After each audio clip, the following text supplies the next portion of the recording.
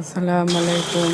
আজকে দেখেন বৃষ্টির মধ্যে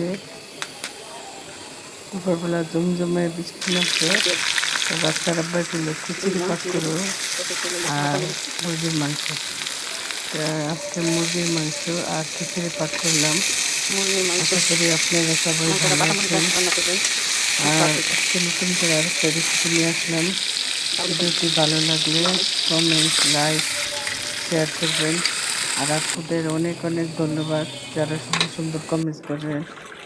ভাইয়াদের ধন্যবাদ। আর যারা নতুন তারা একটা করে সাবস্ক্রাইব করবেন। আর আপুরা যদি ভুল হয় তাহলে ক্ষমার দৃষ্টিতে দেখবেন। আর আজকে এই পর্যন্তই।